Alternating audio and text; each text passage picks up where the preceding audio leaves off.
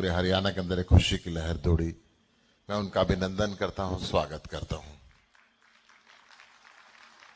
मंच पर विराजमान हमारे वरिष्ठ उपाध्यक्ष अनुराग ढांडा जी, कैंपेन कमेटी के in charge Ashok Tanwar ji, national joint secretary Nirmal Singh ji, Balbir Singh Saini ji, बंताराम Valmiki ji, Chitra Sarwara जी, उमेश अग्रवाल जी, जयपाल शर्मा जी, अनु काद्यान जी, कंगना शर्मा जी, डॉक्टर रजनीश जैन जी, हमारे सभी फ्रंटल के अध्यक्ष, अगर मैं नाम लूंगा तो एक में लंबा हो जाएगा, हमारे संगठन के सामने बैठे हुए सभी पदाधिकारीगण, सबसे पहले मैं आप सबको बधाई देता हूं कि आपकी इस नई जिम्मेदारी के लिए आपके कंधों के ऊपर हरियाणा बदलने की जो जिम्मेदारी मिली है, आपको हरियाणा में भय मुक्त, भ्रष्टाचार मुक्त सरकार बनाने की जो जिम्मेदारी मिली है, इसके लिए आप सबको बधाई। इसके साथ साथ मैं सबसे पहले उनको बधाई देना चाहूंगा जिनके कंधों के ऊपर चल के ये पार्टी आज राष्ट्रीय पार्टी बनी, जो नीम की पत्थर हैं, जहां से आंदोलन के समय से जो शुरुआत की, जिन साथियों ने, जिनके दम के ऊपर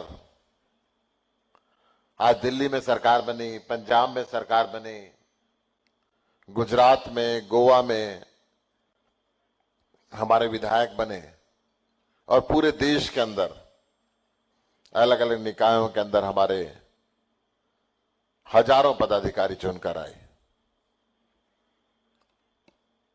इसके साथ साथ मैं स्वागत करना चाहूंगा पार्टी के साथ जुड़ने वाले, अरविंद केजरीवाल जी की विचारधारा के साथ जुड़ने वाले सभी साथियों का, जो पूरे हिंदुस्तान के अंदर भ्रष्टाचार मुक्त राजनीति के साथ जुड़ना चाहते हैं, जो धर्म और जाति की राजनीति को छोड़ के काम की राजनीति के साथ जुड़ना चाहते हैं। मेरे सामने जो साथी बैठे हैं, जो आज शपथ ग्रहण समारोह के अंदर आए हैं, ये शपथ बहुत बड़ी जिम्मेदारी की है। ये शपथ हरियाणा को खुशहाल बनाने की है, हरियाणा को बारोजगार बनाने की है, हरियाणा को शिक्षित बनाने की है, हरियाणा को स्वस्थ बनाने की है। और इसके लिए सबसे जरूरी है हम मेहनत करें, और उससे भी जरूरी है हम अनुशासन के अंदर रहें। पार्टी जो भी दिशा निर्देश दे, जो भी गाइडलाइन दे, हम उसका पालन करें।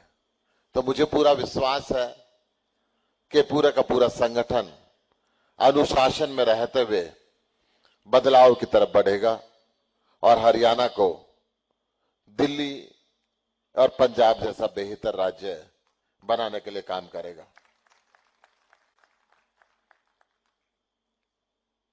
8 जून को इस बदलाव का आगाज करने के लिए जींद की धरती पर आम आदमी पार्टी के राष्ट्रीय संयोजक, दिल्ली के लोकप्रिय मुख्यमंत्री अरविंद केजरीवाल जी आ रहे हैं और पंजाब के लोकप्रिय मुख्यमंत्री सरदार भगवंत मान आ रहे हैं। एक तिरंगा यात्रा, वहां पे एक तिरंगा यात्रा का आयोजन करेंगे। उस तिरंगा यात्रा में मैं आपसे निवेदन करूंगा कि हम सब भारी से भारी संख्या में वहां पर पहुंचे और विशेषकर जींद जिले के लोगों से मेरी प्रार्थना है कि हर गांव से हम न्योता देकर आए, हर गांव के अंदर जाएं। और आप सबसे मेरी प्रार्थना है कि जींद जिले में आपकी जो भी रिश्तेदारियां हैं, भाईचारा है, दोस्ती है, व्यापार है, उन सब से निवेदन करें कि हरियाणा के बच्चों के भविष्य के लिए इस तिरंगा यात्रा के अंदर शामिल हो, ताकि हम आने वाले सभी चुनाव का आगाज वहां से कर सकें। आने वाले लोकसभा का चुनाव, विधानसभा के चुनाव, नगर निगम के चुनाव, हरियाणा में जो भी चुनाव होंगे, आम आदमी पार्टी ने तय किया है कि हम अपने सिंबल पे लड़ेंगे, अपने दम पे लड़ेंगे और परिवर्तन करके सरकार बनाएंगे।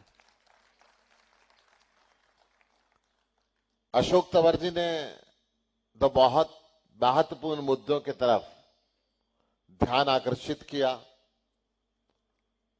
सबसे पहला मुद्दा भारतीय जनता पार्टी का अहंकार, सत्ता का लालच। 3 बार अरविंद केजरीवाल जी को दिल्ली की जनता ने मुख्यमंत्री बनाया, तीसरी बार चुना ऐसा मुख्यमंत्री जिसने पहली बार यह कहा पूरे देश के अंदर कि मैंने काम किया तो वोट देना, अन्यथा नहीं।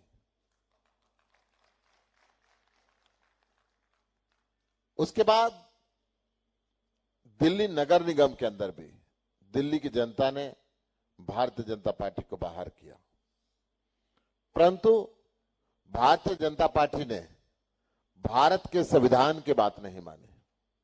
उसके अंदर लिखा हुआ है कि जो भी चुनी हुई सरकार है, गवर्नर या लेफ्टिनेंट गवर्नर, उसकी कैबिनेट की ईड एंड एडवाइस पे काम करेगा।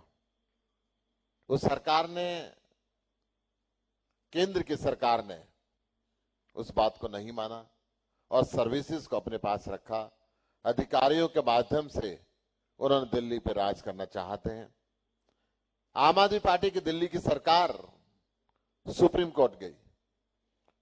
देश के सर्वोच्च न्यायालय की सर्वोच्च संवैधानिक पीठ ने यह फैसला दिया कि दिल्ली की जनता ने आम आदमी पार्टी की सरकार को चुना है और वो सरकार अधिकारियों के ट्रांसफर पोस्टिंग करेगा, उसकी सीआर लिखेगा, उसके दिशा निर्देश के अंदर उन अधिकारियों को काम करना पड़ेगा।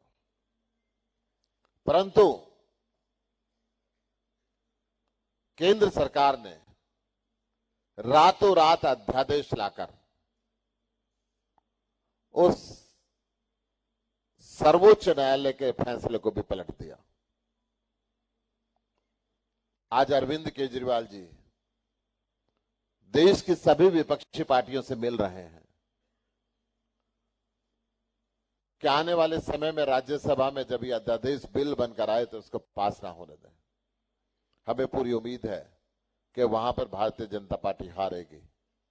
परंतु आज हरियाणा के कोने कोने से आए हुए आप सभी से मैं प्रार्थना करता हूं कि हम केंद्र के उस अध्यादेश के खिलाफ एक निंदा प्रस्ताव पारित करें। हाथ खड़ा करके हम सब निंदा प्रस्ताव पारित करें कि हम इस अध्यादेश की निंदा करते हैं और अहंकारी भाजपा सरकार का एक घमंड चूर करने के लिए दिन रात हम प्रयत्न करेंगे। इस निंदा प्रस्ताव को हम पारित करते हैं। जोरदार तालियों से निंदा प्रस्ताव पारित हुआ।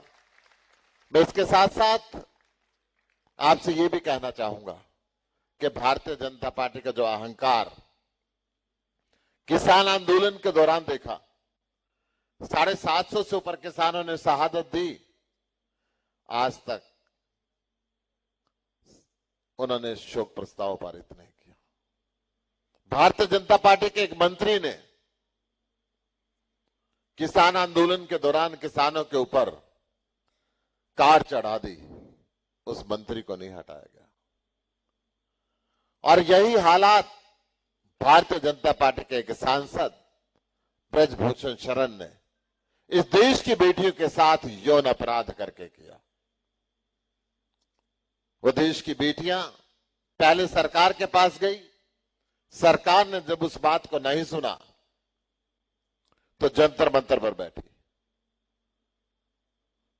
आज से लगभग 4.5 महीने पहले